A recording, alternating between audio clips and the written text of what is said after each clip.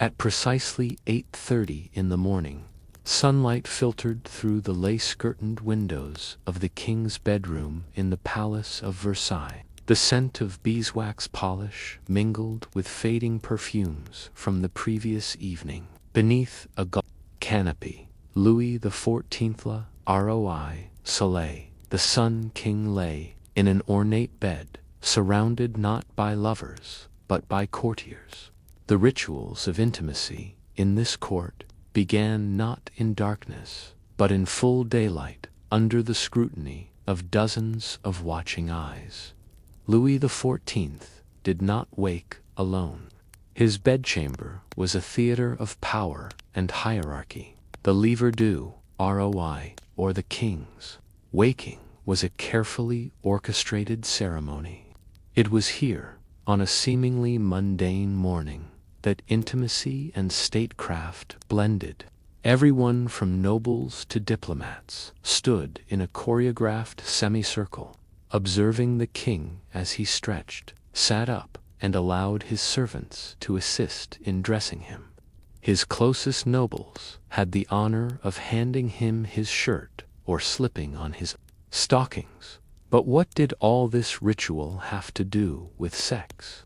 Everything in the court of Louis XIV, sexual access, real or rumor, was not merely personal. It was a currency, a political weapon, a way to rise or fall.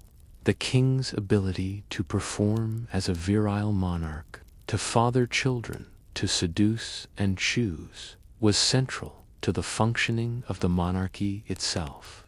And yet, far from being passionate or private, Louis's romantic life was a public affair, regulated and discussed like matters of state. Louis was married, of course. In 1660, he wed Maria Theresa of Spain, a strategic alliance that united two powerful Catholic monarchies. But their relationship was largely ceremonial.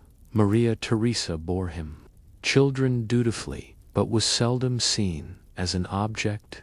Her days were governed by church-going, embroidery, and hosting court events. Louis fulfilled his obligations, but rarely lingered in her bedchamber. Instead, it was his mistresses who wielded power. Louise de la Vallière was his first true mistress, a quiet, religious woman who loved the king with genuine devotion. She was often embarrassed by her public role, shamed by the eyes of the court, and retreated to a convent after bearing him several children. Following her was Madame de Montespan, charismatic, witty, and dazzling. She wasn't just a lover. She was a political force, the hostess of Versailles' most exclusive salons, and a woman whose bedchamber became a de facto office of state influence. Sexual access to the king was more than a personal affair, it became institutionalized. The petite appartement du roi, the private suite of rooms behind the state bedchamber, became a revolving door of flirtation, alliance building, and occasional scandal. Madame de Maintenon, who followed Montespan, would eventually become Louis' morganatic wife, but their intimacy was discreet, almost maternal. The story here is not one of wild passion, but one of duty, decorum, and control. Even desire had to obey protocol. Versailles was not a private palace, it was an organism. At any hour of the day, thousands of people lived, worked, and gossiped within its walls. Courtiers slept 3 to a room. Nobles loitered in corridors, hoping for a glance from the king. Servants and spies moved silently in the background. Within this fishbowl, the king's sex life was rarely a secret. When Louis met a new mistress, it did not remain private. Gossip, leaflets, or libels would circulate through Paris, mocking his conquests, questioning his stamina, or exaggerating his preferences. Everything was exaggerated, scrutinized. Weaponized. Madame de Montespan's pregnancy, for example, was not something hidden. Rather, it was almost celebrated proof of the king's virility and the mistress's dominance. But it also raised suspicions. Rumors swirled that Montespan had used black magic to seduce the king, leading to the notorious affair of the poisons. It was a scandal involving nobles, witches, and allegations of child sacrifice, mostly exaggerated, but enough to stain her reputation permanently. The idea that royal sex was dangerous, maybe even deadly, persisted. What began as whispered secrets in the corridors often became public trials or court exiles. It might seem strange, but much of what we know about Louis XIV's sex life comes from his furniture. The royal bed, for example, was not just a place to sleep. It was symbolica, throne of intimacy. When Louis accepted petitions, nobles knelt at the foot of the bed. When his queen gave birth, the event took place in this room, in full view of attendants, as a public act to prevent accusations of false heirs. There were secret doors between his public and private rooms, but none of them were as secret as imagined. Courtiers knew where the king went and whom he saw. The ornate folding screens, perfume bottles, and plush velvet bedding all spoke of indulgence, but within limits. Louis was not given to hedonistic excess. He was calculated, even in desire. Is no record of orgies, no bacchanalian feasts of flesh. Rather, there was scheduling, hierarchy, and the careful balancing of love and loyalty. A mistress had to be charming, politically astute, and ready to fade gracefully when replaced. Louis XIV's lovers often became administrators. They brokered deals, influenced court appointments, and arranged royal favors. Madame de Montespan received enormous wealth and patronage. Her apartments were richly furnished, and she held sway over everything from taxes to literature. The very act of choosing a mistress was political. Was she Catholic? Did her family support the monarchy? Would her rise upset the balance of court factions? It was not unlike appointing a prime minister. So, in the Sun King's court, sex was less about pleasure and more about performance. Every touch was calculated, every affair weighed against the needs of the state. Even the affections of the king were a matter of public interest and concern. And yet, beneath the layers of velvet, marble, and politics, there were real emotions, betrayals, heartbreaks, and rare glimpses of affection. When Louise de la Vallière wept, she wept for love. When Montespan schemed, she did so for power, but also, perhaps, for validation. But what happened when the performance began to crack, when love turned into scandal, and intimacy turned into a liability? What price did the mistresses pay for power? By the Etienne Louis Tichermal, Françoise Athena S. Roche, Chouart de Mart, better known as Madame de Montespan, had firmly secured her place beside Louis XIV, not as queen, but as the woman who truly mattered. Her apartments were grander than those of Queen Maria Theresa. Her children with the king were legitimized, showered with titles, and raised at court. She presided over royal entertainments, influenced foreign policy, and whispered names into the king's ear, names of those to promote or dismiss. And yet, for all her glamour and influence, she walked a precarious tightrope. Montespan was witty, beautiful, and politically astute. She became known as the true Queen of Versailles, but her power wasn't secure. It never was. Royal favor was volatile, and so was love. For every moment of affection from the king, there was the looming shadow of replacement.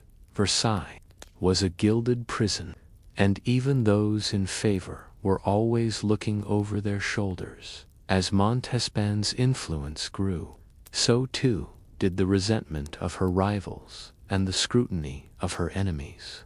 Her extravagance, funded by the king's generosity, drew envy. Her temper earned her enemies, and her role as unofficial consort clashed with Catholic moralists, who saw her not as a powerful woman, but as a dangerous adulteress, corrupting the monarchy. Then came the affair of the poisons, a scandal that exposed the dark underbelly of Versailles, beginning in 1677. A network of fortune-tellers, alchemists, and alleged witches were arrested across Paris. Some were accused of selling poisons, others of performing black masses, and some of child sacrifice. Names were dropped under torture. Among them, whispered quietly, was Madame de Montespan. According to accusations, none ever fully proven, Montespan had visited a priest named Etienne Giberg to perform sacrilegious rituals intended to bind the king's affection to her. In one version, she was said to have laid naked on an altar while a mass was conducted over her. In another, she used love potions tainted with blood. Though Louis XIV never publicly denounced her, the damage was done. Montespan remained at court, but she was never again the dominant force she had been. The king's affections cooled, her influence waned, and Madame de Maintenon, Montespan's former governess, began to rise in prominence. What had been gained through beauty and charm could be lost through scandal. But the most haunting part of the affair wasn't the occult, it was the very real machinery of court politics. Montespan, once the object of desire and ambition, became a cautionary tale. She was slowly edged out, her fall managed with politeness and ritual, until she retired to a convent. She had climbed to the highest peak of royal favor, only to watch it crumble beneath her feet. If Montespan was sensual fire, then Madame de Maintenon was cooling calm. Françoise d'Aubigen, the Marquise de Maintenon, had begun her court career as the governess to the children of Montespan and Louis. But as the king grew weary of drama and scandal, he began turning to the quiet wisdom of Maintenon. She was pious, discreet, and intelligent. She did not flaunt herself at balls or salons. She did not seek influence, but she wielded it masterfully. In 1683, shortly after the death of Queen Maria Theresa, Louis XIV is believed to have married Madame de Maintenon in secret. It was a morganatic marriage. She could never be queen, and no official record survives. But their bond endured for decades. Their relationship redefined the king's later years. Gone were the public flirtations, the elaborate courtships, the pregnancies and scandals. Instead, Louis sought comfort in religion, reflection, and a quieter domesticity. Maintenon encouraged him to be more devout, to govern more justly, and to retreat from the hedonism of his youth. And so, the once fiery bedchambers of Versailles cooled into something resembling domestic piety. But even this new, calmer intimacy was political. Maintenon helped shape Louis' policies, particularly those involving religious intolerance. From conquest to companionship, and yet the lives ruined along the way remained in the shadows. It is easy to forget Maria Theresa of Spain, the actual queen, in this crowded theater of favorites and whispers. She played her part, dutiful, faithful, and devout. Maria Theresa, rarely interfered in court affairs. When asked about Montespan, she reportedly replied, "What the king does is no concern of mine." Her significance lay not in passion, but in endurance. She gave birth to 6 children, only one of whom survived to adulthood, the Dauphin, Louis. Her role was ceremonial, but essential. She anchored the legitimacy of the monarchy. She died in 1683, reportedly saying, "Since I have been queen, I have had more sorrow than joy." And with her death, the nature of intimacy at Versailles changed. Of love as diplomacy, what had once been a performance became, finally, private. King had many children, both legitimate and illegitimate, but their fates were far from secure. The legitimized children of Montespan, like the Duke of Maine and the Count of Toulouse, were granted titles and lands. They were educated, married off strategically, and used as political chess pieces, but they were never fully accepted by all of the nobility. Their mothers' scandals followed them. Their births, though acknowledged, were still reminders of broken norms. Other mistresses had children too. Some died young. Others were married into minor nobility. Each child was a reminder of the king's human appetites, of how tightly those appetites were woven into the state. There was no such thing as a private life. For Louis XIV, every kiss was political. Every affair had implications. Every pregnancy a potential crisis. By the time of Louis XIV's old age, the flirtations by candlelight, the masked intrigues in marble halls, in their place were routines, religious observance, and the long silences of a king contemplating legacy. Yet Versailles remained a symbol. Other monarchs emulated its structure.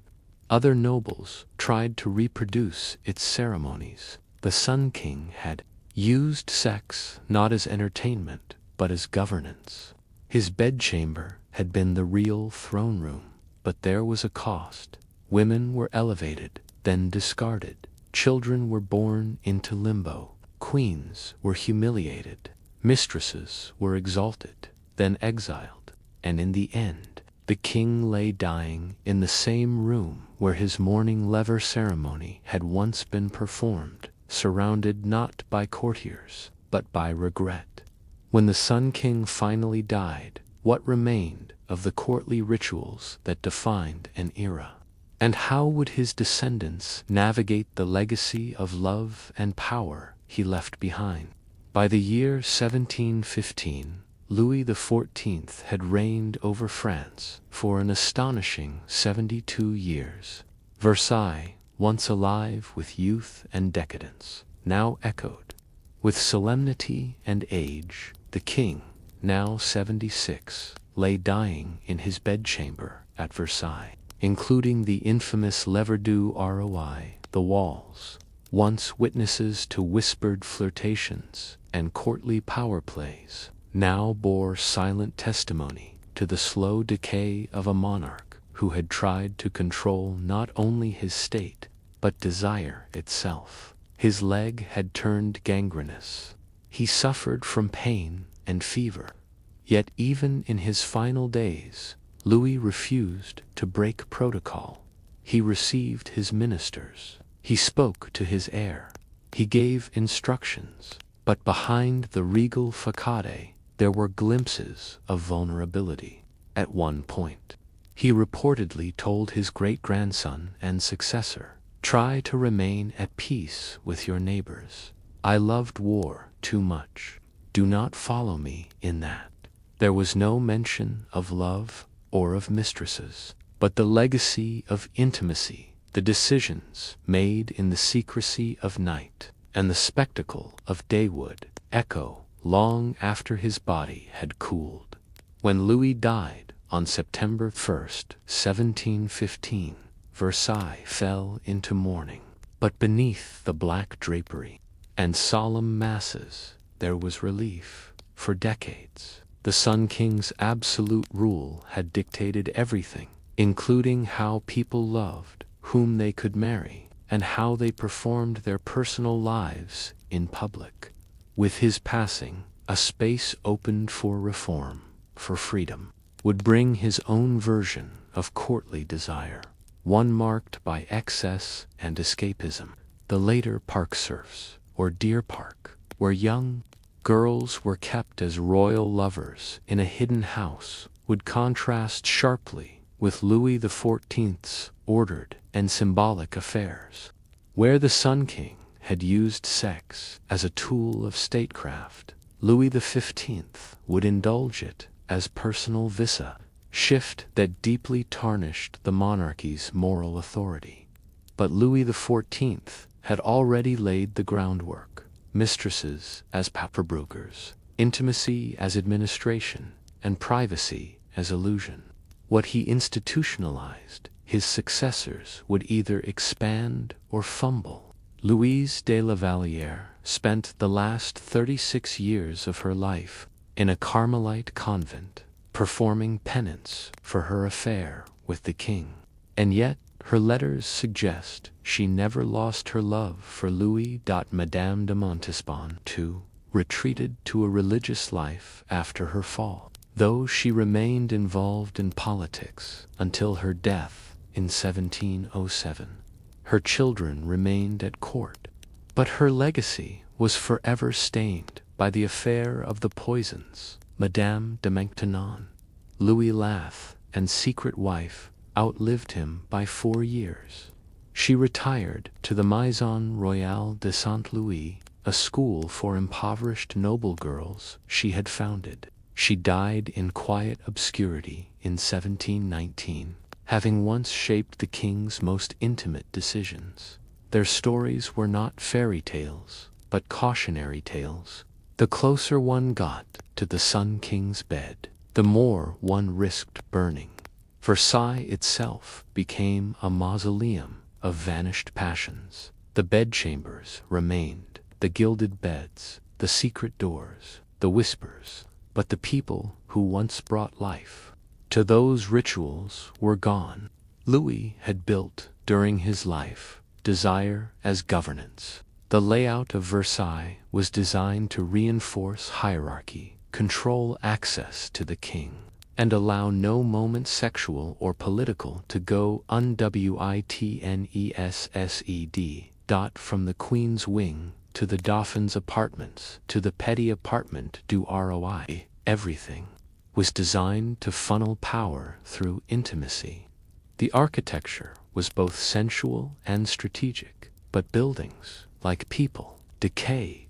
By the time of the French Revolution in the late 18th century, Versailles would be seen not as a marvel of civilization, but a monument to excess and injustice. The very rituals that once held together the king's authority were seen as proof of a monarchy out of touch with the people. Louis XIV's reign, particularly in matters of the bedchamber, left a legacy far beyond France. Other monarchs copied his court: the Prussians, the Austrians, the Russians. They built palaces, choreographed rituals, misunderstood the dangers, the elevation of mistresses, created factions. The legitimization of illegitimate children destabilized succession.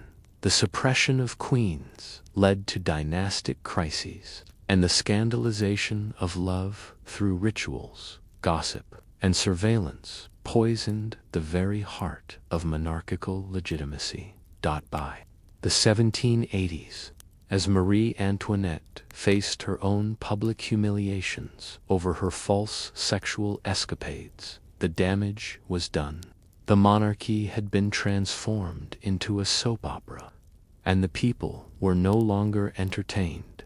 They were enraged. The revolution guillotined kings and queens alike, but it also guillotined the idea that intimacy and power must always be entwined. Louis XIV's legacy was both majestic and tragic. He had elevated France to global prominence, but he had also trapped his successors in a system where privacy did not exist, and where love was always a game of politics, as the great marble slabs of Versailles weathered over time, and as the perfumes of the king's many lovers faded into dust.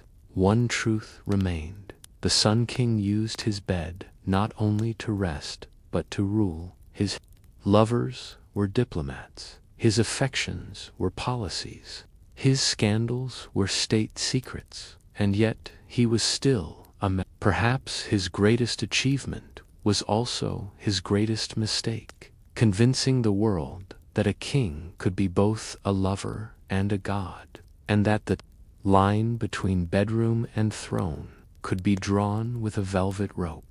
Louis XIV died in the same bed where he governed love and power with such precision. But can any ruler truly govern the human heart? Or is the intimacy of kings always destined to unravel one passion at a time? In the spring of 1744, a quiet procession entered St. Petersburg. Among the arrivals was a 14-year-old German princess named Sophie Friederich August von Anhalt. She was not from a mighty kingdom, nor a particularly wealthy house. Since its climate, its customs, and its court, she spoke no Russian. She had never seen Orthodox churches with golden domes. But she had been summoned for one reason: to marry the heir to the Russian throne. This boy, Grand Duke Peter, was the nephew of Empress Elizabeth, daughter of Peter the Great, and a volatile, awkward, deeply troubled young man who spent more time playing with toy soldiers than preparing to rule. For Sophie, this was not romance. It was a survival strategy. She was to be renamed, remade, and repurposed to become Russian in name, faith, and loyalty. And with that, Sophie became Catherine. The marriage was conducted in 1745, when Catherine was just 16. She was renamed Alexeyevna, baptized into the Orthodox Church, and trained in Russian customs. The court lavished attention on her public transformation, less so on her private life. Her husband, contemporary accounts suggest, he refused to consummate the marriage for several years, if ever, in the traditional sense. From defeated, began to adapt. She learned Russian quickly. She made alliances with her ladies-in-waiting and studied court politics. She read philosophy and political theory in secret. Before her, she discovered that influence in Russia often began in the bedroom, but not necessarily with love. Catherine's first known affair was with Sergei Saltykov, a young and charming nobleman. It was not a secret. Empress Elizabeth, growing impatient for an heir, may have even encouraged it. Rumors abounded that Saltykov, not Peter, was the biological father of Catherine's son, Paul, born in 1754. The truth remains uncertain, but what is clear is that Catherine began to exercise agency through intimacy. Saltykov was followed by others: Stanisław Poniatowski, a Polish noble who would later become king; Gregory Orlov, a military officer with a powerful family. But these relationships were never merely sexual. Each lover served a function. Protection could shape the future. She was not the consort seeking favor. She became the giver of favor, the arbiter of desire, and the architect of her own rising power. By 1762, but his rule was a disaster. He alienated the Russian nobility by praising Frederick the Great of Prussia, Russia's enemy, court, and the Orthodox clergy. She had lovers, yes, but, more importantly, she had loyalty, with the support of Gregory Orlov and his 4 brothers.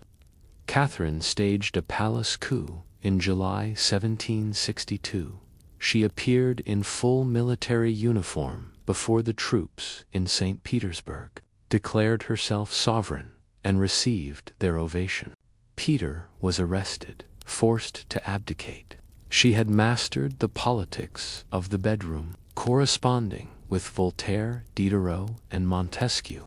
She reformed the legal system, modernized administration, and expanded Russian territory massively. Her relationships continued, each chosen with care. Lovers were given pensions, titles, and estates, then quietly retired when their usefulness or affection waned. No drama, no scandal, just smooth transitions. In time, she would be mocked by Western critics as oversexed and libertine. Pamphlets would claim she kept a harem of virile young men, designed to undermine a powerful woman. Say more about gender politics than about truth. In reality, Catherine's sexuality was neither excessive nor scandalous. It was, like everything else she did, strategic, adaptive, and deeply political. Her lovers were never her masters. They were her instruments and, sometimes, her comfort. But what became of Catherine's favorites? Favorite was informal, fleeting, even gossiped about in whispers. In Catherine the Great's Russia, Catherine appointed over a dozen official favorites, trusted men who served as companions, advisors, and sometimes as lovers. But this arrangement was anything but spontaneous. There was a process, a system, a quiet bureaucracy of affection. It began with recommendations, usually from ladies of the court or her personal secretaries. If the empress showed interest, a discreet vetting followed. Was the man intelligent, loyal, healthy? Did he possess both discretion and wit? Then came the invitation, an informal dinner, a conversation. His presence at court would be official, but not flamboyant, celebrated without flaunting. Instead, a diplomatic post, a generous pension, or a quiet retirement in the countryside. Catherine made affection diplomatic. She removed jealousy, competition, and cruelty from the process. Where Louis XIV's Versailles had reveled in mistresses, clawing at power, Catherine's system was calm, transactional. She understood the power of emotion, but also its volatility. In her Russia, even love was subject to the empress's order. Of all her lovers, few had as significant an impact on Catherine's rise as Gregory Orlov, handsome, charismatic, and ambitious. Orlov had helped orchestrate the 1762 coup that placed Catherine on the throne. Their relationship was fiery and fruitful. They had a son, Alexei Bobrinsky, whom Catherine cared for privately but never legitimized publicly. Orlov was more than a bedfellow. He was her protector, her link to the military, and briefly, her emotional partner. For a time, it was rumored that Catherine even considered marrying him, something that would have scandalized the nobility. In the end, power won over passion, and she distanced herself as his political usefulness declined. Orlov's descent was not dramatic. He received a palace, a pension, and honors. He continued to serve diplomatically, but Catherine had already moved on. He had helped her seize the throne, but he would not rule beside her. And in the background of court, another name was rising. To speak of Catherine's lovers without discussing Gregory Potemkin would be to miss the heart of the story. Potemkin was brilliant, intense, deeply religious, and flamboyantly ambitious. He was not conventionally attractive, with a famously damaged eye and erratic temperament. But he possessed what many of Catherine's lovers lacked: vision. They met in the early 1770s, likely becoming lovers shortly after. Their chemistry was explosive, both intellectually and emotionally. Potemkin wrote her impassioned letters, filled with poetry, philosophy, and political ideas.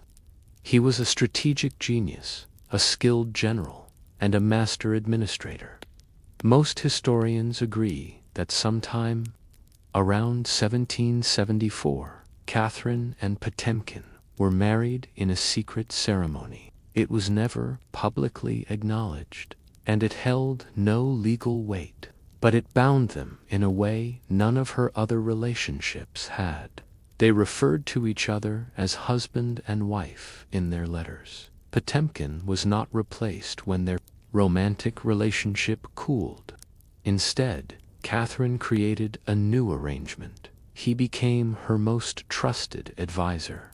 She called him Prince of the Tauride. He oversaw military campaigns, diplomatic missions, and the colonization of Crimea.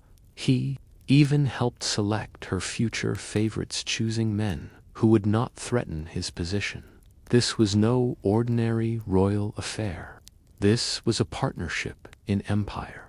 One of the most enduring legends tied to Potemkin is the notion of Potemkin villages, entire, fake settlements constructed to impress Catherine during her visit to newly annexed Crimea in 1787.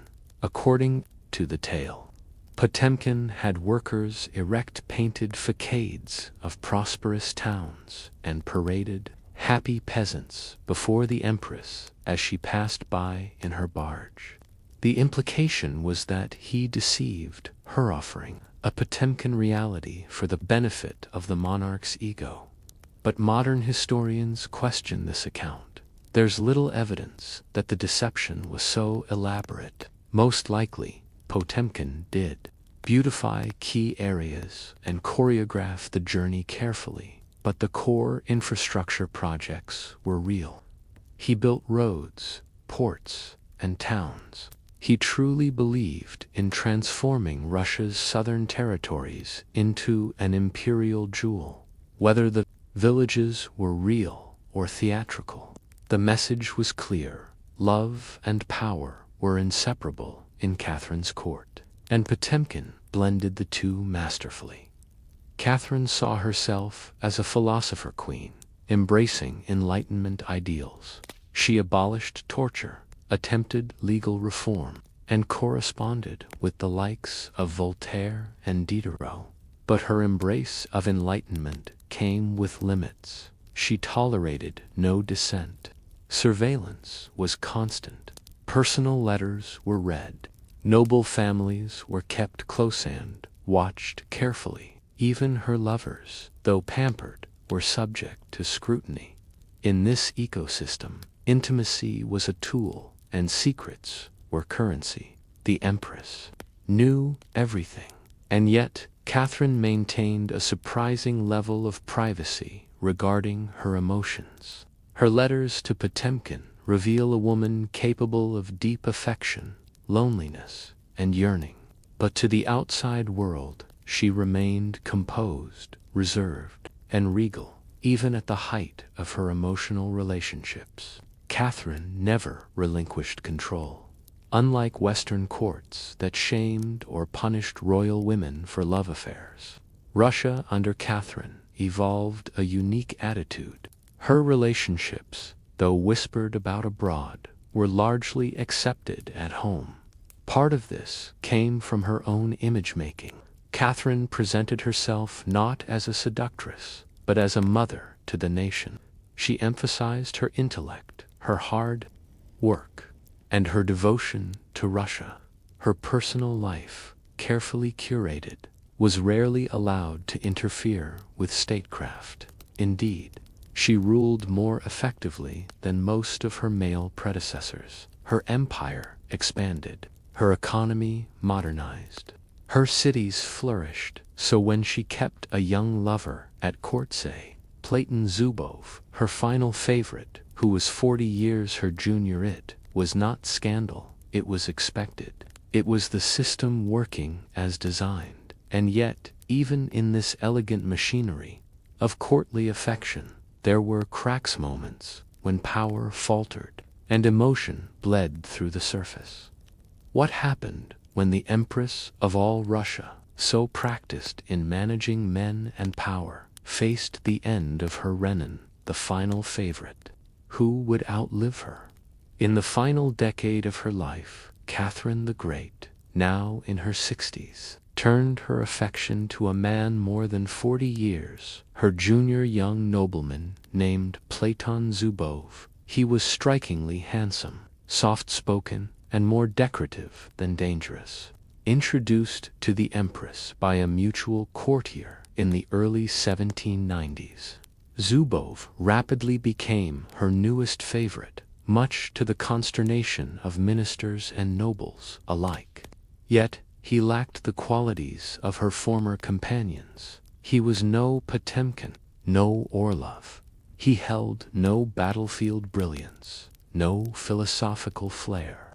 His letters, unlike Potemkin's, were void of political insight or stirring prose, and yet Catherine kept him close. Why? It was not love in the traditional sense, nor political necessity. It was, perhaps, loneliness and the desire for companionship. In old age, Zubov provided flattery, attention, and gentle loyalty.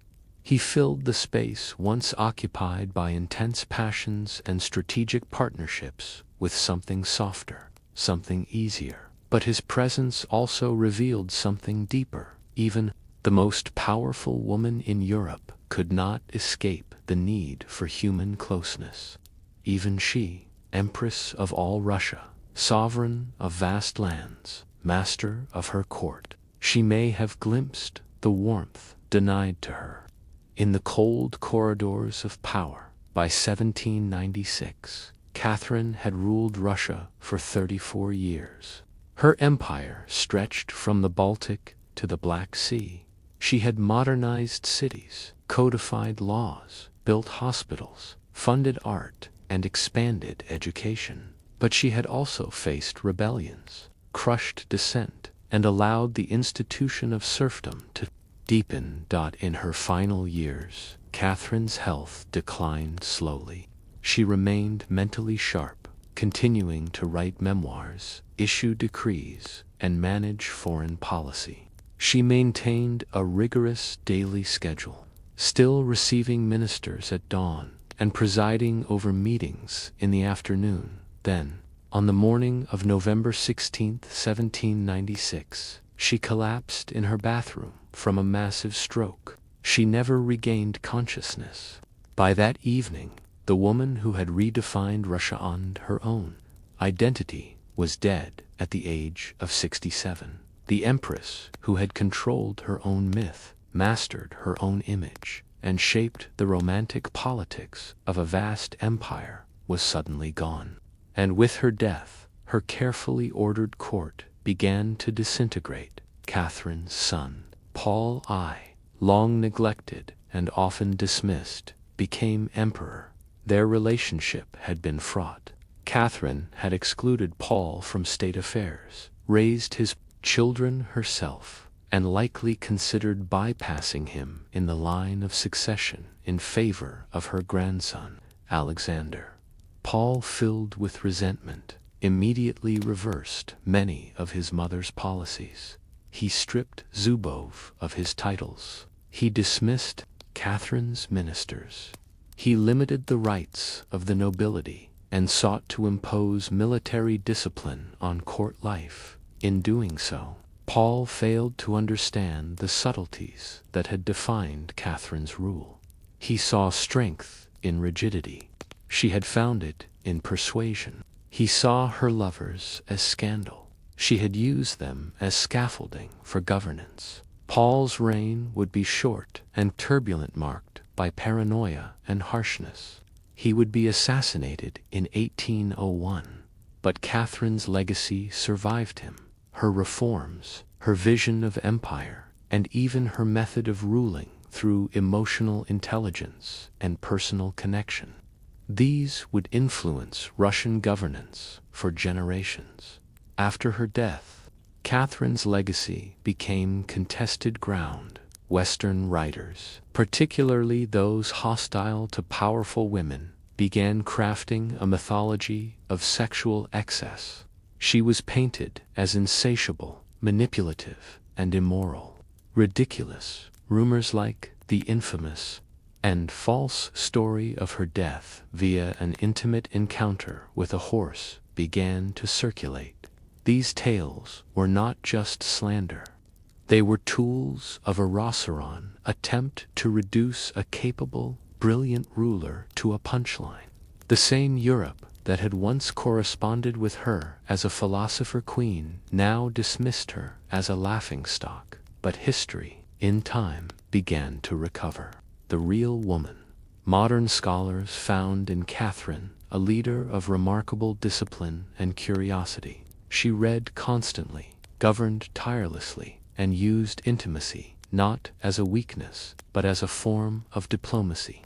She did not deny her emotions, she managed them, and she used affection to build coalitions, calm rivalries, and reward loyalty.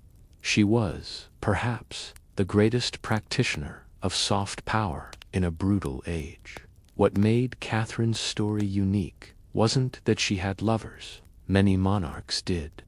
What made her story remarkable was that she reclaimed that power, transformed it, and wielded it in a system designed to limit her. In a patriarchal court, she refused to apologize. She turned the gaze back on her critics. She lived as both a woman and a ruler, refusing to amputate one part of herself for the sake of the other. Her bedchamber, like Louis XIV's before her, was a site of statecraft. But unlike Louis, she did not flaunt it. She structured it, controlled it, and integrated it seamlessly into her reign. She had no official husband. She needed none.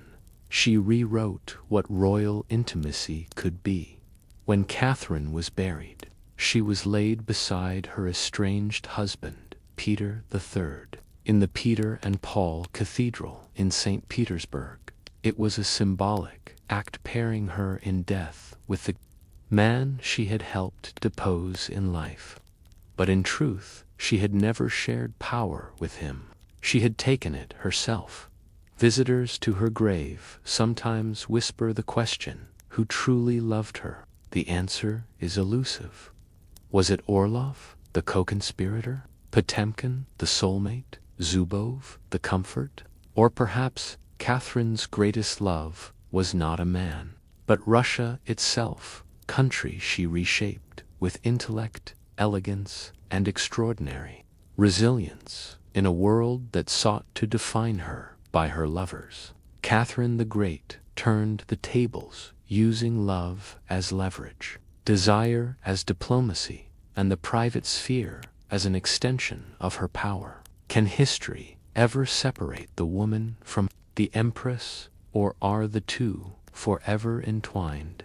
When Henry VIII ascended the English throne in 1509 at the age of 17, he was everything a Renaissance monarch was supposed to be: tall, athletic, educated, musical, and charming. The people of England rejoiced.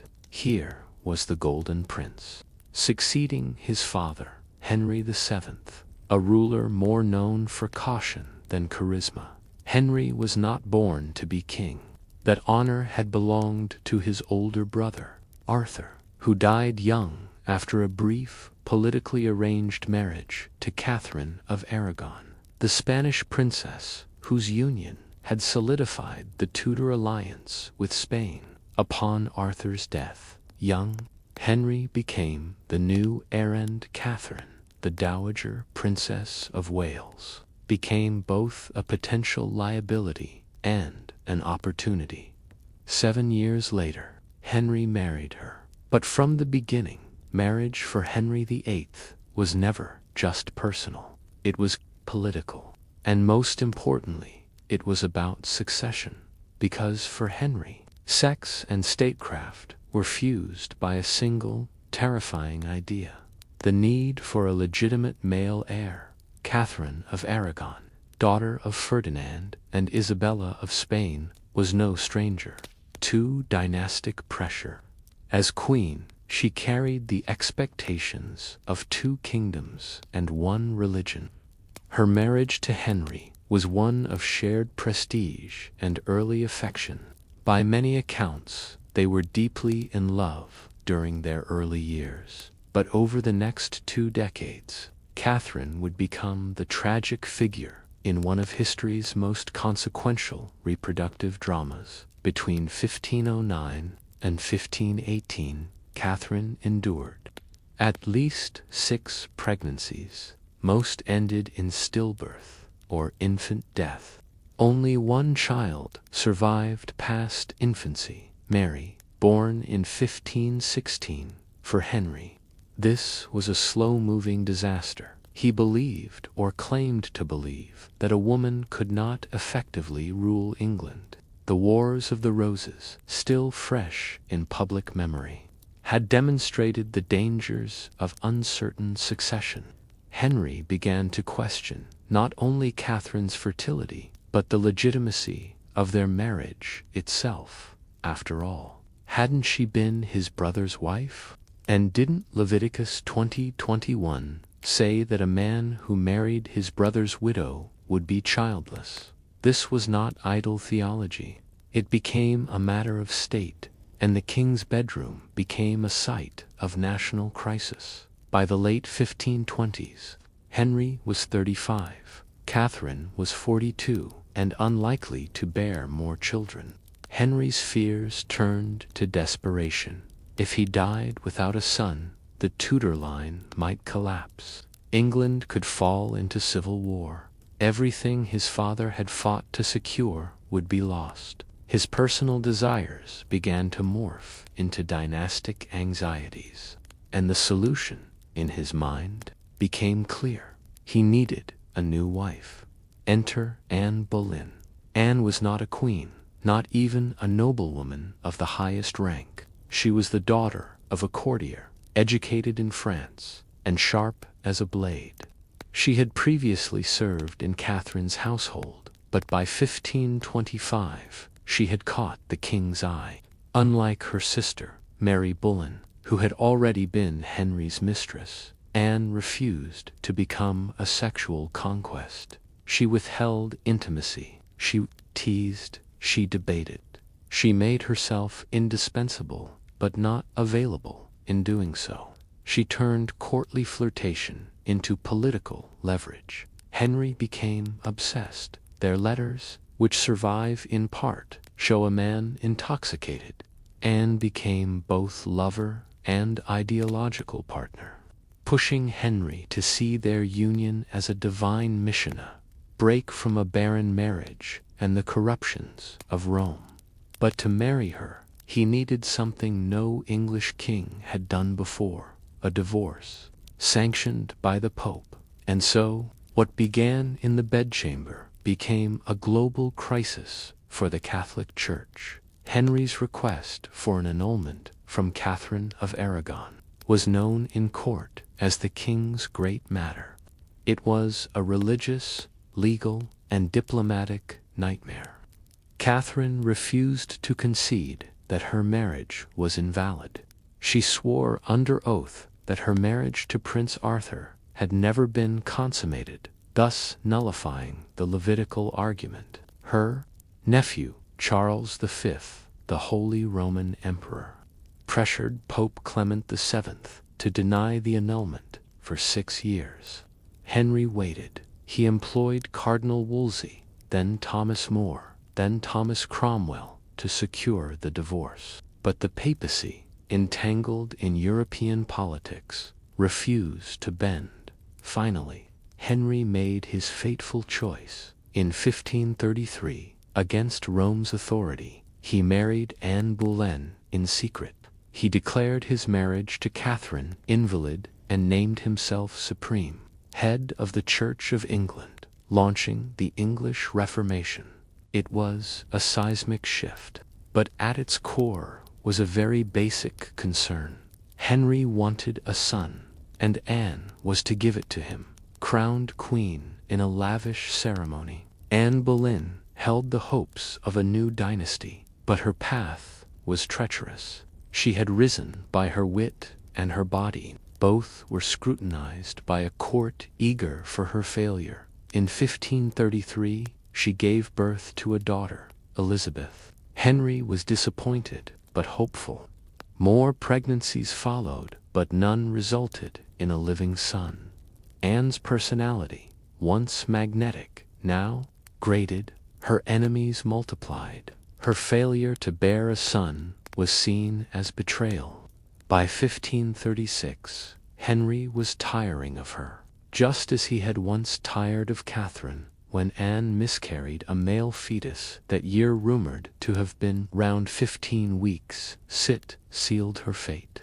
Henry turned his attention to Jane Seymour, a quieter lady-in-waiting. Anne was arrested, accused of adultery, incest, and treason charges, almost certainly fabricated. She was found guilty and executed by sword on May 19, 1536, just 3 years after becoming queen. And thus, a woman who had reshaped Europe through her allure and refusal to submit was undone not by scandal, but by the very logic of royal reproduction. Henry's pursuit of heirs had already claimed to queens. It would not stop there, but would Henry finally get the son he so desperately sought? And at what cost to the women who shared his bed and bore his crown? Just 11 days after Anne Boleyn's execution, Henry VIII married Jane Seymour, his third wife. In contrast to Anne's brilliance and controversy, Jane was modest, obedient, and pious, a model of Tudor femininity. She rarely spoke out of turn and made no political demands. She avoided the public eye and carefully sidestepped the fate of her predecessor. She was, in every way, the antidote to Anne, and this time, Henry finally got what he wanted. On October 12, 1537, after a long and difficult labor, Jane gave birth to Edward VI, the long-awaited male heir. Church bells rang.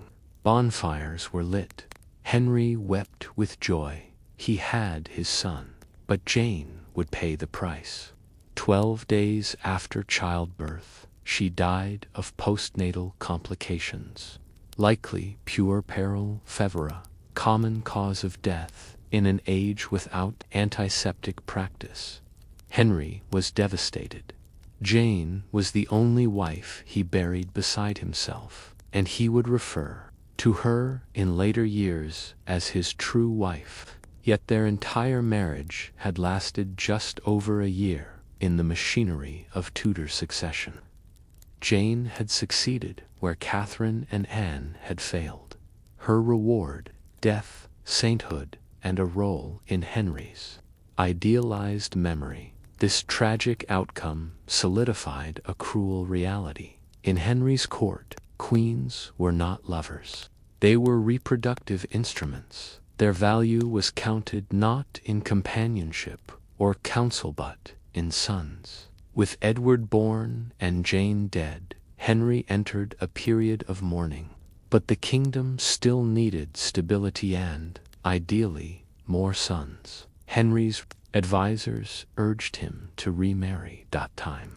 The bedroom was replaced by the painter's brush in 1539. Henry dispatched the artist Hans Holbein to create portraits of eligible European princesses. He chose Anne of Cleves, a German noblewoman whose alliance might strengthen ties against Catholic powers. Holbein painted her favorably delicate features, composed, agreeable. When Anne arrived in England, however, Henry was disappointed. He reportedly called her a Flanders mare and claimed he could not be aroused. The marriage went ahead for diplomatic reasons, but Henry refused to consummate it.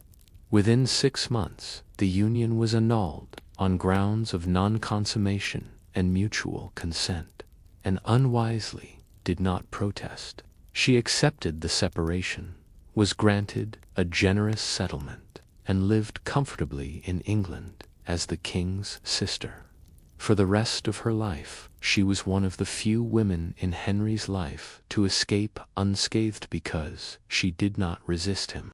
Nor did she try to bear him a child. For a man obsessed with progeny, a non-sexual queen was less dangerous than a wife who might produce the wrong heir. Henry's fifth wife, Catherine Howard, was perhaps the most tragic, a cousin of Anne Boleyn. Catherine was no more than 16 or 17 when she caught the king's eye in 1540. Henry, now nearing 50, obese and plagued by chronic leg ulcers, was captivated by her youth and beauty. He lavished her with gifts, called her his rose without a thorn, and married her within weeks of his divorce from Anne of Cleves. But Catherine was reckless and unprepared for the dangers of the court. Rumors of past sexual encounters emerged, some possibly true, others exaggerated. She had been involved with her music teacher, Henry Mannix, and later, Francis Derham, a former lover who served in her household. Worse, she allegedly began an affair with Thomas Culpeper, a favored courtier. During her marriage in 1541, this network of youthful indiscretions and potential adultery came to light. Whether these relationships continued during her queenship is debated, but for Henry it was treasonous. The betrayal was personal and political. Catherine was arrested, interrogated, and found guilty.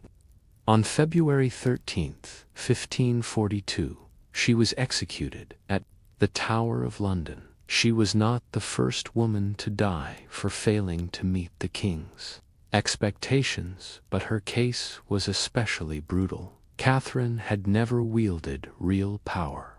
Her only crime was being desired, and then disappointing. Her story revealed a chilling truth. In Henry's later years, sex became not a source of legacy, but of paranoia.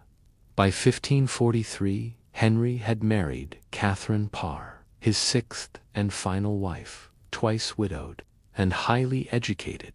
Parr was more caregiver than consort. She was deeply religious, fluent in Latin and Greek, and well-versed in Protestant theology. She nursed Henry's wounds, managed his children's education, and acted as regent when he went to war in France. Though their marriage was not marked by passion, it was respectful. Catherine was tactful, pragmatic, and politically savvy. She survived an attempted heresy investigation and managed to reconcile the royal family, helping to secure the futures of Elizabeth and Mary. Unlike her predecessors, Catherine did not try to seduce the king or manipulate him. She endured him. Henry died in 1547, aged 55, leaving behind 3 children from 3 different mothers. Edward VI, the frail Protestant heir, son of Jane Seymour; Mary I, daughter of Catherine of Aragon, devoutly Catholic; Elizabeth I, daughter of Anne Boleyn, brilliant, illegitimate in the eyes of many. This trio would rule England in succession, each with a radically different vision for the country. But their lives and their very existence were shaped by their mothers' bodies, their fathers' desires, and the lethal politics of the Tudor bedchamber. Henry VIII's reign reshaped not just England's religion and politics, but the very definition of monarchy. He had made his private life a matter of public doctrine. He split with Rome, not over theology, but over the reproductive failures of his queens. He redefined royal authority, not through war or diplomacy, but through his need for a legitimate son, 6 wives, 2 executions. multiple miscarriages, and a single male heir who died before reaching adulthood. It was a colossal human cost for a political obsession, one that would haunt England for decades. As Henry's health declined and his long-sought son took the throne as a sickly boy, had the king truly secured his dynasty or merely sown the seeds of future instability? When Henry VIII died in 1547, the hopes of the Tudor dynasty rested on the narrow, delicate shoulders of a 9-year-old boy, Edward VI. He was the son Henry had risked kingdoms for, Jane Seymour's only child, born after 2 failed marriages, a religious revolution, and the deaths of 2 queens. But Edward's health had always been fragile, pale, slight, and often ill. He was more symbol than sovereign during much of his brief reign. Because of his age, power fell into the hands of regents, first Edward Seymour, his maternal uncle, and later John Dudley, Duke of Northumberland. Edward was highly intelligent, a devout Protestant, and supported sweeping reforms, but he never ruled as a fully autonomous king. He was the embodiment of his father's quest, but not its fulfillment. By 1553, at just 15, Edward was dying. His lungs were failing, possibly from tuberculosis. He knew that if his half-sister Mary, a Catholic, ascended the throne, she would undo the Protestant reforms. So, in his final months, Edward tried to alter the succession, naming his Protestant cousin, Lady Jane Grey, as his heir. But Edward's death triggered exactly the kind of instability Henry had spent a lifetime trying to prevent. The son he had sacrificed so much for wives, friends, the church itself, ruled for just 6 years, and died a child. Mary Tudor, daughter of Catherine of Aragon, reclaimed the throne in 1553 with popular support. The people saw her as the rightful heir, the daughter of a queen unjustly cast aside, her legitimacy restored. Mary had lived a life shaped by her mother's humiliation, her own declared illegitimacy, and long years of isolation. Her reign was a counter-reaction, a ferocious attempt to reverse her father's changes and restore the England she believed had been stolen from her. She returned England to Catholicism, reinstated papal authority, and married Philip II of Spain, hoping for a Catholic heir. But her reproductive fate mirrored her mother's. Mary suffered from phantom pregnancies, including a particularly tragic one in 1555 that fooled the court for months. She never bore a child. Her health declined, and she died in 1558. Her reign became infamous for the execution of Protestants.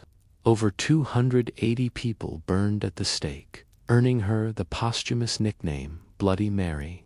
But in truth, her fury was fueled by the trauma of Henry's marital legacy.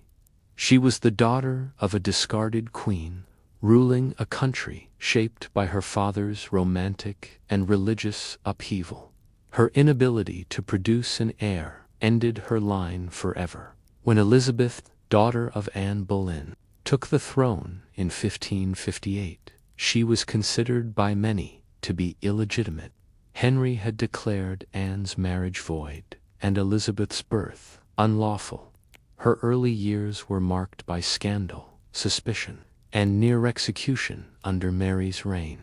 And yet, Elizabeth would become the most successful of Henry's children. Ruling for 45 years, she never married. She never produced an heir. But her reign brought stability, economic growth, exploration, and cultural flourishing.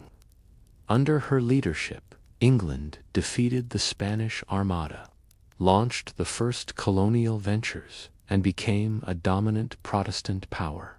She styled herself As the Virgin Queen, a ruler wedded only to her country. This was both political branding and personal strategy. By refusing marriage, she avoided the fate of her mother, her stepmothers, and her half-sister. She maintained control over her own narrative, something no queen before her had done. In truth, Elizabeth's court was filled with suitors, flirtation, and speculation. Her relationship with Robert Dudley, the Earl of Leicester, was especially close, possibly romantic. But she never let any man share her throne. Where Henry had married 6 times in desperate pursuit of a male heir, Elizabeth married no one and became a legendary monarch. Her life was the inversion of her father's, and her success was perhaps the most unexpected outcome of his marital machine. Looking back, Henry VIII's obsession with securing a male heir reshaped England religiously, legally, and culturally, but it also failed on its own terms. His son died young, his daughter Mary reigned briefly and without an heir. The crown eventually passed to Elizabeth, the child he had nearly erased from succession. The royal bedroom, once a site of national anxiety, ultimately produced a monarch who rejected marriage altogether. Henry's legacy is etched into history through acts of drama, cruelty, and rupture. He broke from the Roman Catholic Church, forming the Church of England, executed 2 of his wives, and discarded others, made marriage a matter of state policy, not personal affection, redefined royal authority. Around the body of the monarch, his reign became the template for future monarchs where love, sex, and personal desire were never truly private. And yet, the man who feared instability birthed it. The king who demanded sons was best succeeded by a daughter. The monarch who made sex into policy was undone by the unpredictability of reproduction. Henry's court had no privacy. Letters were intercepted. Marriages were annulled. Pregnancies were announced with political urgency. Wombs were watched. Beds were spied upon. Queens were judged by their ability to conceive and deliver. Boys, nothing more. This atmosphere made intimacy a weapon. For the women around Henry, the bedroom became a place of terror. Pregnancy could mean favor or death. Infertility was not just a personal tragedy, but a public failure. Affection was secondary. Survival was primary. Even Henry, as powerful as he was, became a victim of this system. The more he tried to control love and biology, the more it controlled him. He ended his life obese, ulcerated, paranoid, and politically isolated, surrounded not by lovers or sons, but by regret and the ghosts of queens past. Henry VIII built a dynasty by turning his private desires into national policy. But in doing so, he revealed the limits of even absolute power. In the end, can a kingdom built on the bodies of women truly endure? Or does history always exact a cost for turning love into law? Born on September 7, 1533, Elizabeth Tudor entered the world to the bitter disappointment of her father, King Henry VIII. Her mother, Anne Boleyn, had promised him a son. What emerged was a girl with fiery red hair and keen eyes, brilliant perhaps, but wrong from birth. She was not a boy. Immediately, the grand celebrations of her birth were dampened. Royal proclamations were withdrawn. Plans for a second pregnancy accelerated. And when Anne Boleyn was executed in 1536, Elizabeth, just 2 years old, was declared illegitimate. Her name removed from the line of succession. She would be raised with royal education, yes, but always on uncertain footing, sometimes welcomed at court, sometimes banished. She was the bastard daughter of a disgraced queen, a political tool too dangerous to ignore and too inconvenient to embrace. And yet, Elizabeth learned early to survive, to listen, observe, and say little. She mastered languages, literature, rhetoric. She learned to move through the world with a controlled face and a hidden mind, where Henry's sons were praised and pampered. Elizabeth had to earn her place every day, with precision. Despite her official illegitimacy, Elizabeth received one of the finest educations in Europe. By her early teens, she could read and write in 6 languages: English, Latin, Greek, Italian, French, and Spanish. She studied classical philosophy, theology, and history. Her tutors described her as sharp as a blade, with a memory that frightened even seasoned scholars. Her early years were not sheltered. She lived through the religious chaos of her father's reforms.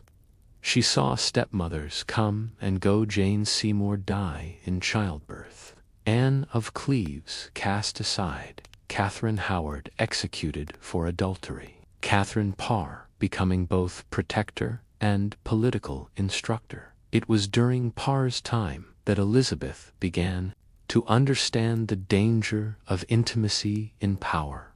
She witnessed Thomas Seymour, Parr's new husband, make inappropriate advances. Letters suggest he would enter Elizabeth's chamber early in the morning, tickling her, slapping her behind, and sometimes cutting her clothes to ribbons in jest. Elizabeth, about 14 at the time, was left vulnerable, confused, and politically endangered. Rumors of an affair damaged her reputation. Parr eventually sent Elizabeth away, and Seymour was executed for treason in 1549. The lesson was clear. A woman's reputation was as fragile as parchment, and any misstep in affection, real or rumored, could cost her everything. When her half-brother, Edward VI, died in 1553, Elizabeth was 20 years old and living quietly in the countryside. Edward's will excluded both Elizabeth and Mary from succession, naming Lady Jane Grey instead. Jane's reign lasted only 9 days before Mary seized the crown. Mary, daughter of Catherine of Aragon, had been scarred by her mother's fall and Elizabeth's mother's rise. The sisters had mutual distrust, worsened by religious differences, Mary being Catholic, Elizabeth's Protestant. Elizabeth survived multiple imprisonments, including time in the Tower of London, where the ghost of her mother still lingered. She was interrogated, accused of plots, and came perilously close to execution. But she maintained her innocence. Carefully, subtly, she said little, gave less, and waited. When Mary died childless in 1558, Elizabeth ascended the throne at age 25, the bastard child, the nearly executed prisoner, the daughter of a beheaded queen, now the Queen of England. From her very first speech, Elizabeth declared her intention: "I am already bound unto Anne's husband, which is the kingdom of England." This was no romantic metaphor, it was a political stance. She would not marry, she would not be ruled, she would govern alone, in a world where women were expected to submit her to their husbands or their male advisors. But in choosing celibacy, Elizabeth did not escape scrutiny. In fact, she invited more of it. Every ambassador speculated on her body. Was she chaste? Was she secretly married? Was she capable of childbearing? Why did she keep men close, particularly Robert Dudley, the handsome master of the horse? The court was obsessed with her sexuality, her clothing, her words. Her friendships, everything, was interpreted as a signal. But Elizabeth never gave them what they wanted. She kept her secrets. She maintained absolute ambiguity, where her father had worn his passions on his sleeve. Elizabeth wore hers in armor. No man was more closely associated with Elizabeth than Robert Dudley. They had known each other since childhood. As queen, she gave him rooms adjacent to her private chambers. He accompanied her everywhere on hunts, on progresses, in court entertainments. The Spanish ambassador once reported that the queen was in love with him, and that they were never apart. Rumors of an affair plagued them for decades, but Dudley was married. When his wife, Amy Robsart, was found dead at the bottom of a staircase in 1560 under suspicious circumstances, the scandal became explosive. Though no evidence implicated Dudley directly, the Queen was advised never to marry him. She never did, and yet she never dismissed him either. Their relationship defied easy categories. It was not marriage, not public romance, perhaps not even physical, but it was real, enduring, and central to Elizabeth's personal life. By refusing to define it, Elizabeth maintained control. She would not be her father's daughter. She would not let love unravel her rule. But could Elizabeth's refusal to marry protect her forever? Or would the pressures of succession and courtly expectation force her to choose between personal independence and dynastic duty? From the moment Elizabeth I became queen, she was seen not only as a ruler but as a potential bride. Her unmarried status turned the English court into a theatrical marketplace, with suitors arriving from across Europe bearing promises of alliances, dowries, and dynastic security. Her counselors, led by William Cecil, constantly urged her to marry. A husband, they argued, would provide strength, heirs, and peace of mind to a kingdom that feared civil war in the event of a disputed succession. Elizabeth, always strategic, entertained their petitions, but never committed. She conducted diplomatic flirtations with a long line of suitors. Philip II of Spain, widower of her half-sister Mary; Eric of Sweden, persistent and ardent; the Archduke Charles of Austria, a cautious Habsburg prince; Francis, Duke of Anjou, a French Catholic nearly 20 years her junior. Each courtship came with treaties, bribes, trade offers, and shifting alliances. Elizabeth used them like bargaining chips, maintaining England's autonomy by remaining perpetually available but never taken. Her courtship with Anjou, in particular, came dangerously close to marriage. She affectionately called him her frog, and, for a time, seriously considered the match. But the English public, wary of Catholic influence, protested. In the end, Elizabeth backed away. Once again, she had danced the dance of diplomacy, only to reassert her sovereignty through refusal.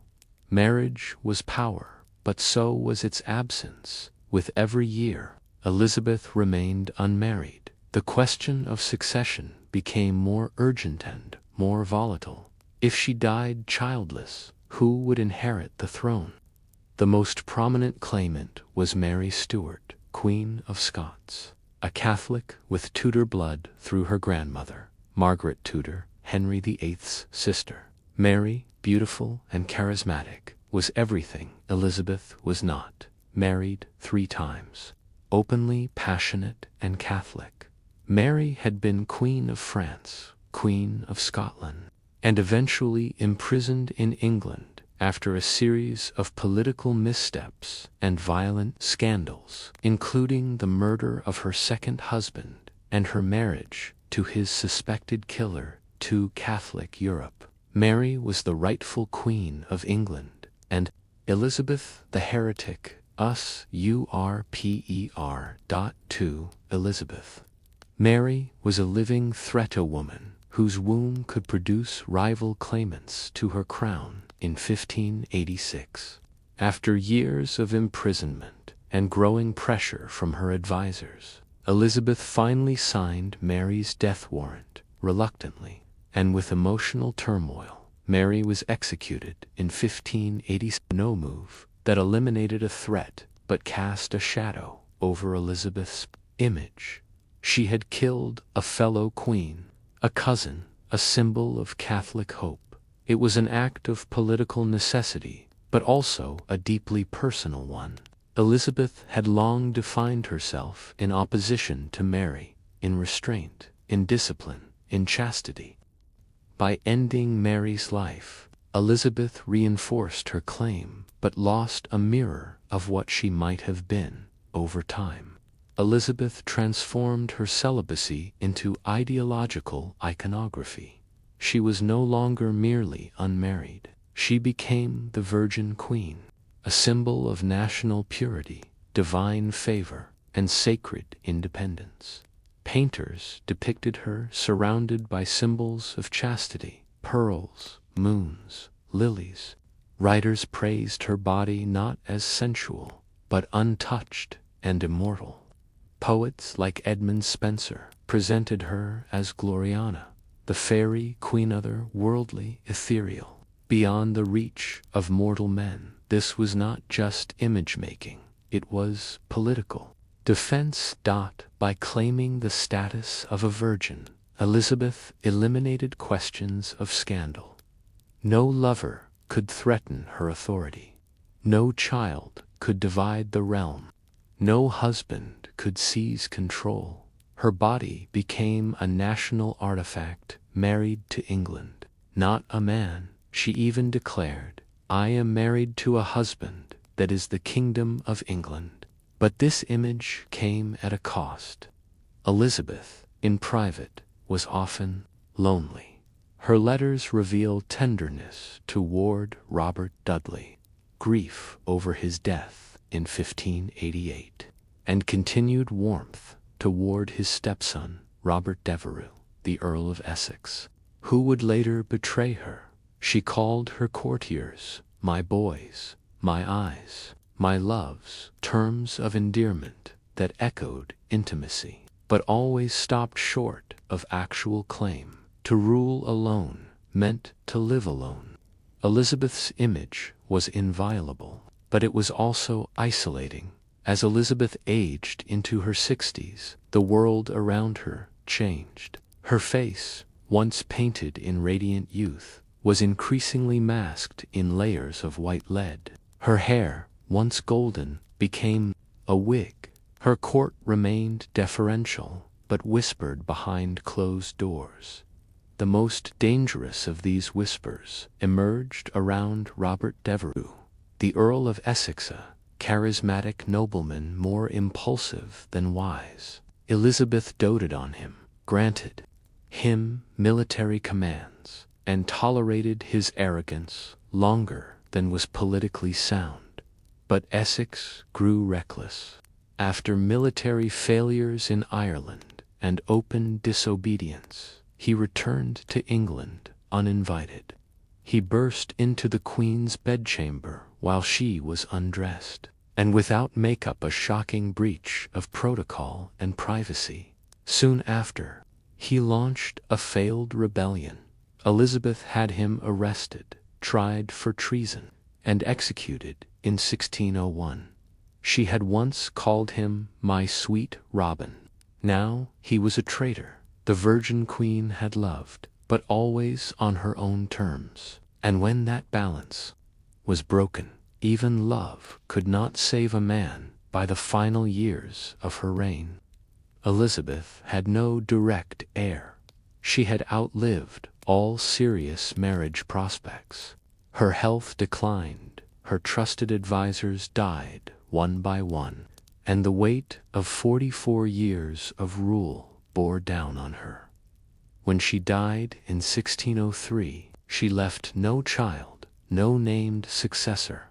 But she had carefully prepared for the transition.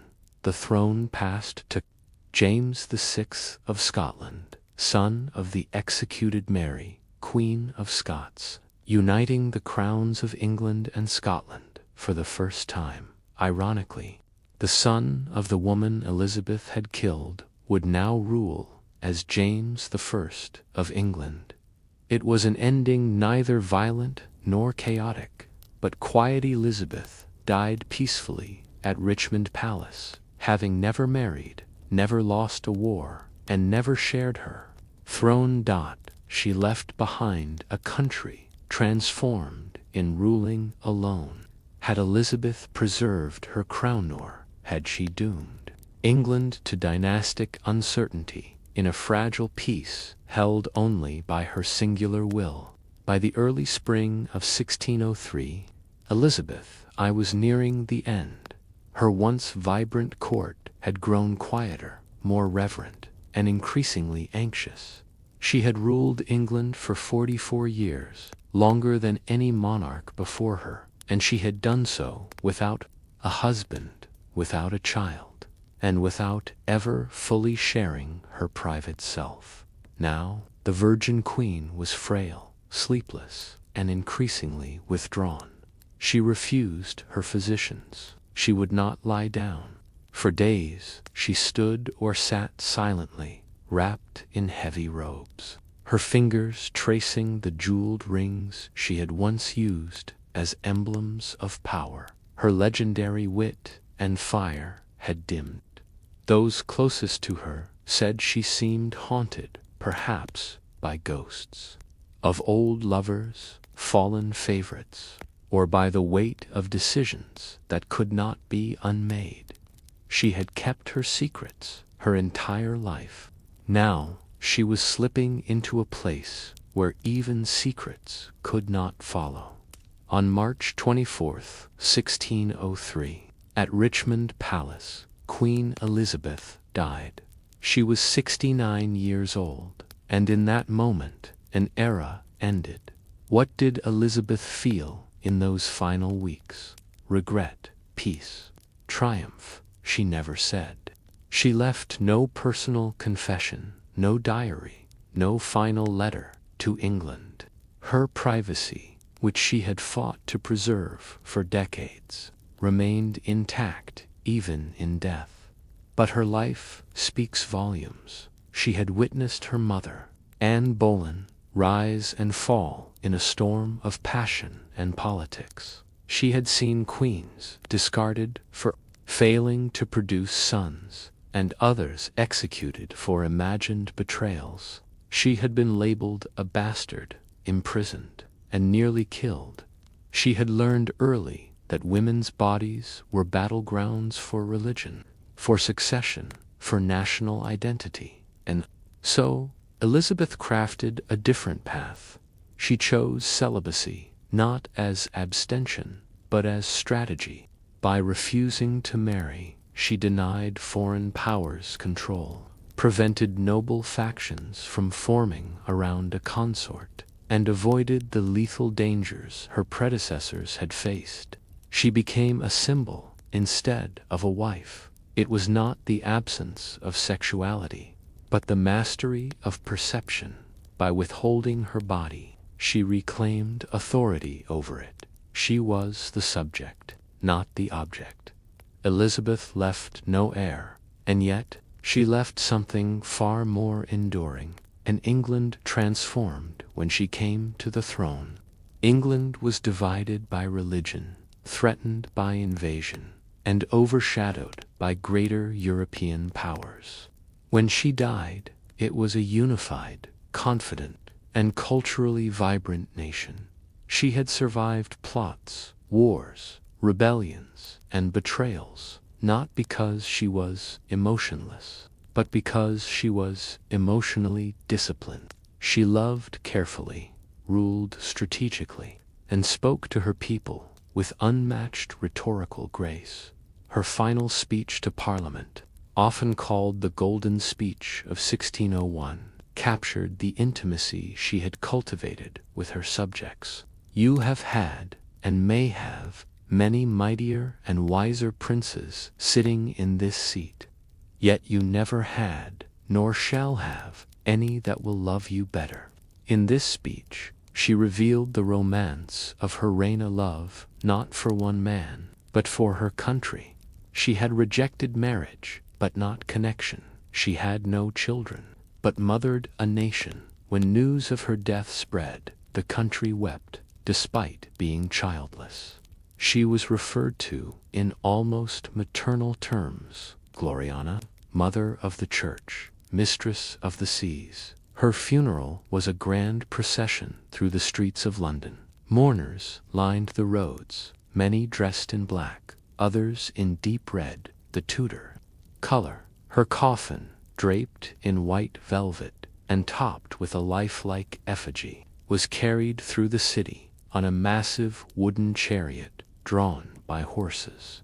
Witnesses said that even the skies seemed too dim. Bells tolled across the realm. Elizabeth's body was interred in Westminster Abbey, where her tomb lies beside her half-sister Mary. Carved into the stone are the words, "Partners in throne and grave. Here we sleep, Elizabeth and Mary, sisters in hope of the resurrection." But even in death, Elizabeth reigns alone. For all her power and glory, Elizabeth's life was marked by calculated solitude. She denied herself the intimacy of family. Her friendships were conditional. Her favorites often betrayed her. She died, surrounded by ministers, not children. Her closest companions had predeceased her or fallen from favor in securing the throne. She had given up what most humans desire: a partner, a home, an heir. But perhaps that was the price of being a woman on a throne in a man's world. She had learned from the fates of Catherine of Aragon, Anne Boleyn, and Mary, Queen of Scots. She had seen what happened to women who surrendered to love or let others define them by it. So she chose something harder but more lasting: symbolic sovereignty with no Tudor heir. The crown passed to James VI of Scotland, now James I of England, uniting two crowns under the Stuart dynasty. He was the son of Mary, Queen of Scots, the woman Elizabeth had executed. History is rarely neat, but James inherited a stable kingdom, a Protestant identity, and the cultural flowering that would blossom into the English Renaissance. His rule would lay the foundations for modern Britain in that sense. Elizabeth succeeded not by reproducing, but by redefining what reproduction meant. She birthed a national myth, not a child. She mothered an empire of language, law, and identity. Elizabeth, I never married, never bore children, and never shared her power. But in mastering the politics of celibacy, she reshaped what it meant to be a woman and a monarch. Can a legacy built on solitude endure longer than one built on blood? For many Westerners, the word harem evokes images of sensuality, velvet cushions, exotic perfumes, and women languishing in silken robes. But within the walls of the Topkapi Palace in 16th century Constantinople, the harem was not a playground of pleasure, but a rigidly structured political institution, one of the most powerful bureaucracies in the Ottoman Empire. At the center of that institution was Suleiman, the magnificent sultan of a vast realm stretching from the gates of Vienna to the deserts of Arabia. His rule was marked by military conquest, legal reform, and cultural renaissance. But Suleiman's legacy is also intimately tied to one woman within the harem sultan, known in Europe as Roxolana, a concubine who rose from captivity to become the legal wife of a sultan, mother of a dynasty, and the first woman in Ottoman history to break the rules of imperial intimacy. This story is not one of titillating affairs or hedonism. It is a story of love letters and bureaucratic genius, where the most private parts of a man's life were deeply entangled with the fate of an empire. The word harem comes from the Arabic arm, meaning forbidden or sacrosanct. In the Ottoman context, the harem was a private space, secluded from the public eye, and forbidden to men outside the royal family. It was both a home and a hierarchy, occupied not just by concubines, but by mothers, daughters, servants, eunuchs, and tutors.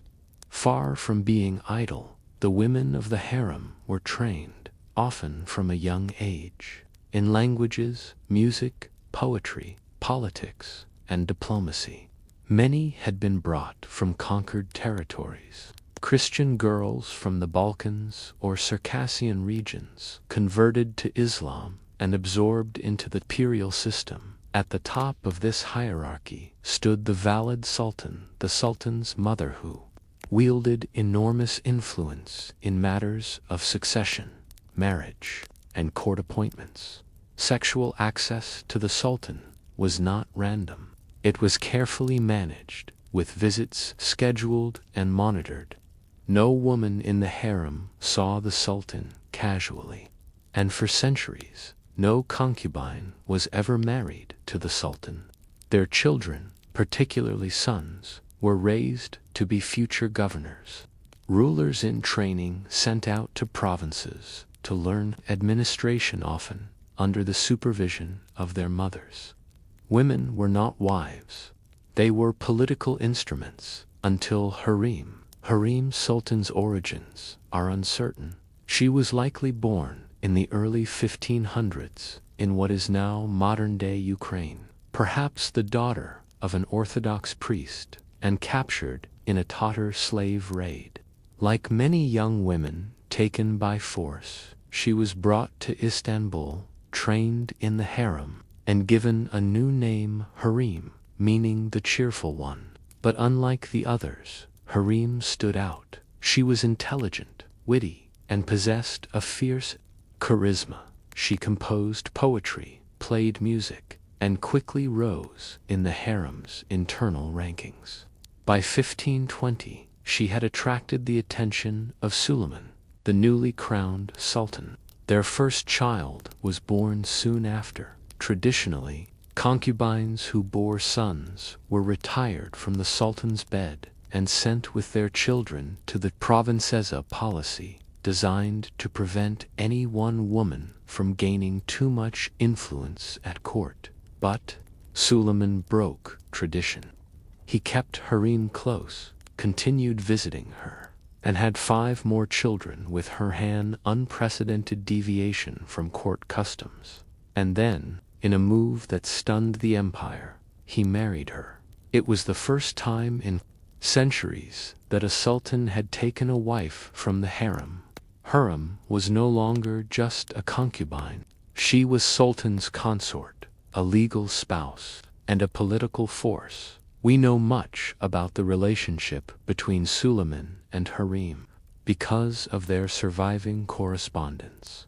When Suleiman was away on military campaigns against Persia, in Hungary, across the Mediterranean, harem wrote him letters filled with longing, advice, and poetry.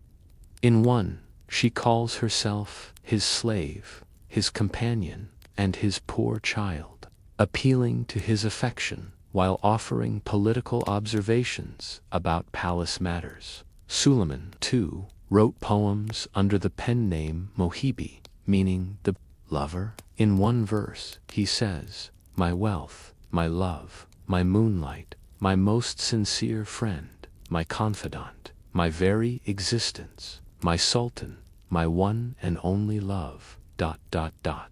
This was not idle flattery.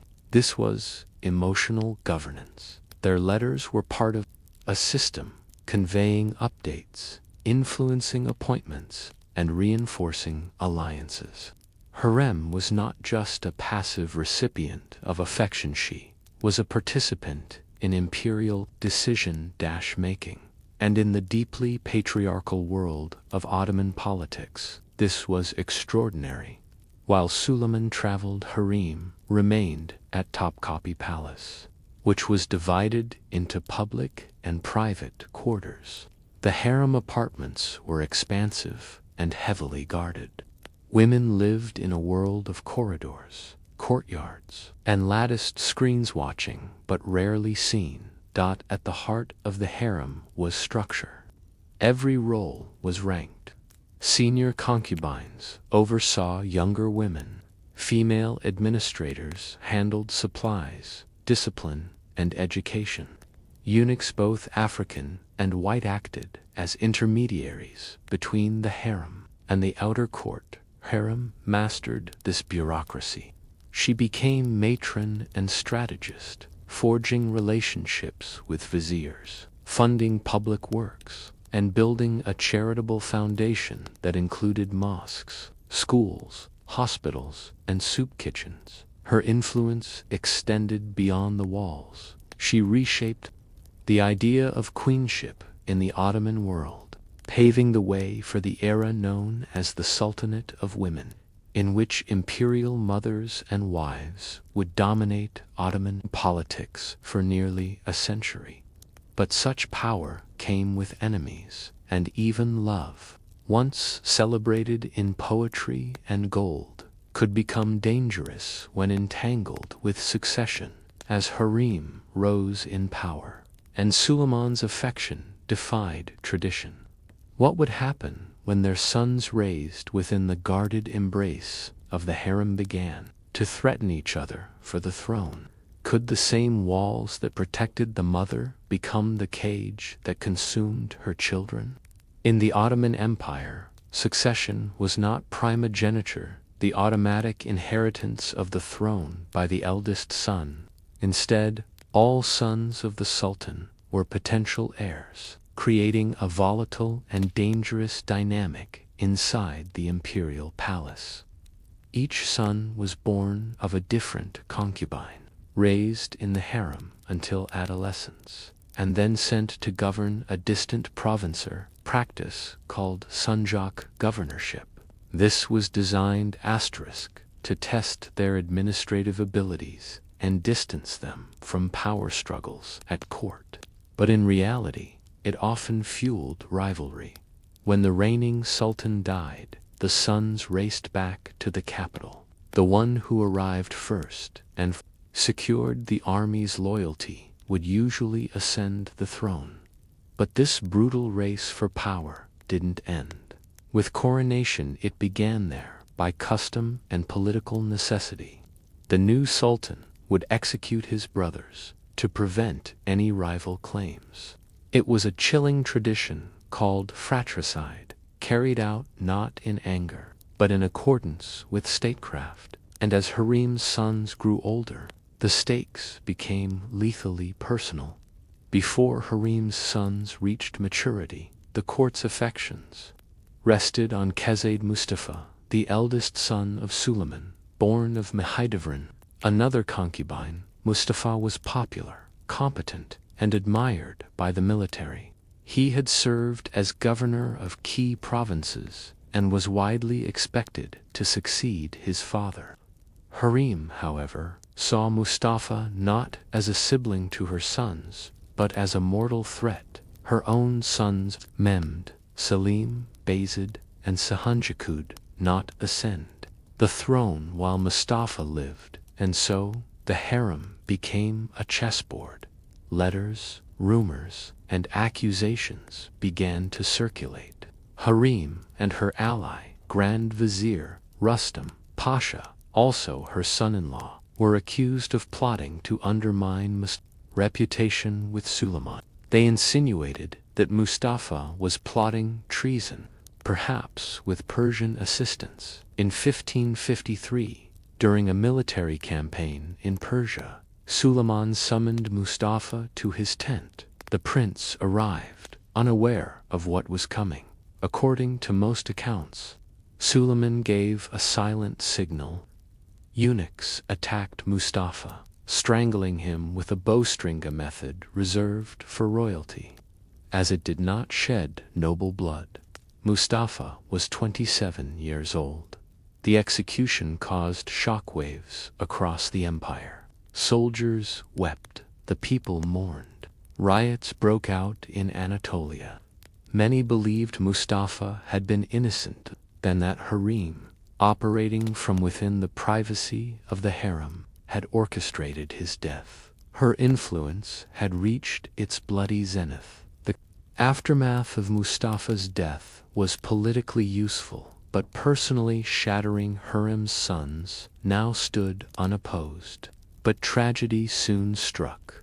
Mehmed, her firstborn and Suleiman's favorite, died of smallpox shortly thereafter. Cihangir, the youngest and most delicate, died, some say, from grief after hearing of Mustafa's execution. 2 sons remained, Selim and Bayezid. Bayezid, ambitious and energetic, quickly gained popularity. Selim, described as lethargic and fond of wine, was less admired but more cautious. Tensions rose once again. Letters, bribes, and provincial favoritism escalated until, in 1559, civil war erupted between the brothers. Bayezid raised an army.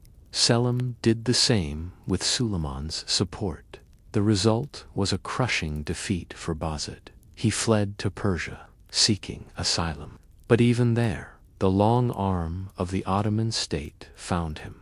After prolonged negotiation and a massive bribe, the Shah of Persia handed Bayezid over. He and his 4 sons were executed in 1561.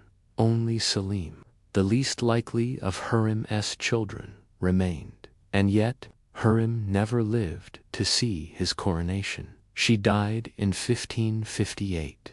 Before the dust of fratricide and heartbreak had settled, she was buried beside Suleiman in a magnificent mausoleum, the first imperial woman granted such an honor. Her death marked the end of an era, but her influence endured in the person of Selim II, her surviving son, who would inherit not only the throne, but the uneasy weight of her legacy. Harem's political maneuvering changed the very shape of the empire. In prior generations, women of the harem were not expected to intervene in state affairs. But Harem changed that. She wrote letters to foreign leaders, advised the sultan, and used the complex network of palace alliances to elevate her. Children and allies, her funding of religious and civic institutions, mosques, bathhouses, schools, was unprecedented. These were not merely acts of piety. They were public statements of legitimacy, acts of legacy building, traditionally reserved for men, but power, for women like Harem, always came at a cost. She lived surrounded by whispers, viewed by many as a seductress, a poisoner, an outsider. She was a non-Turkish woman, a former slave, and a queen in all but name, and yet she succeeded where few ever dared to try.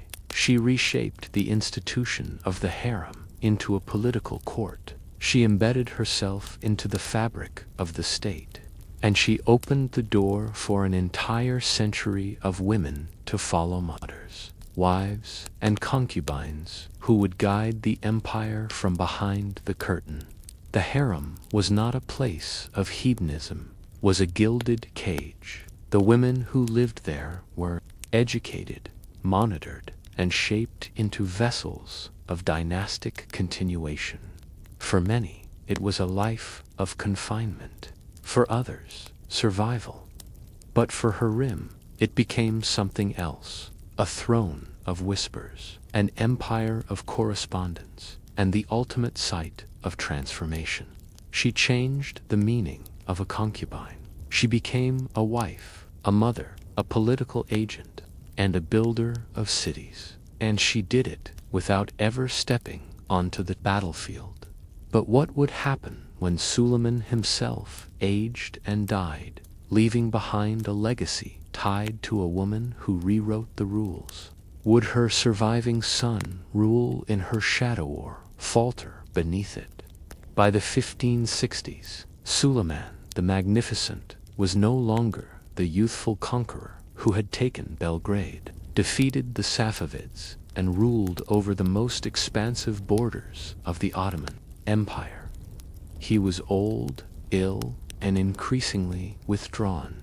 He had outlived many of his sons. His beloved Hurrem Sultan had died in 1558, and with her passing, Suleiman became more introspective, turning to poetry and prayer. His letters grew sparser, his court more rigid. He no longer marched in person with the army as often as he once did, but when he did, it was as an aging lion, unwilling to die in his cage. In 1566, during his final military campaign against the Habsburgs in Hungary, Suleiman died quietly in his tent near the fortress of Szigetver. His death was kept secret for several weeks, his body embalmed, and orders issued in his name, so that the army would not lose morale or direction. The greatest sultan of the Ottoman dynasty, who had reigned for 46 years, longer than any of his predecessors, had died. He was buried in Istanbul, in a mosque complex he himself had commissioned.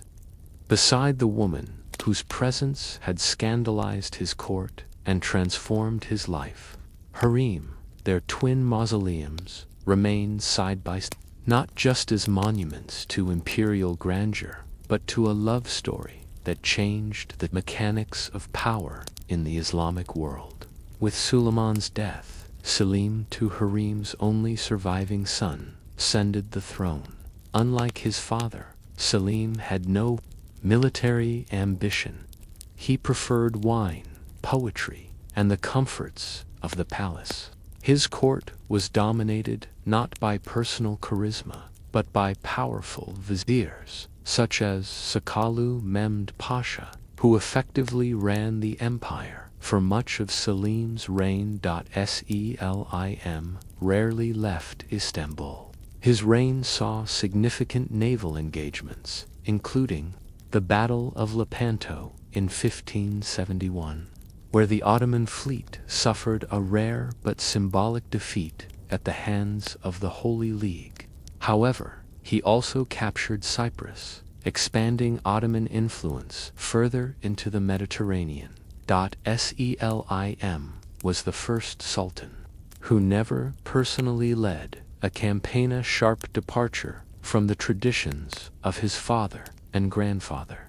His reign marked the beginning of a new phase in Ottoman leadership, the age of palace politics. But perhaps Selim's most enduring legacy was not on the battlefield, but within the harem. With Selim's rule, the power vacuum left by and the detachment of the new sultan from direct rule created space for another force to rise. The imperial women, Harem's example, had not been an anomaly, had become a template.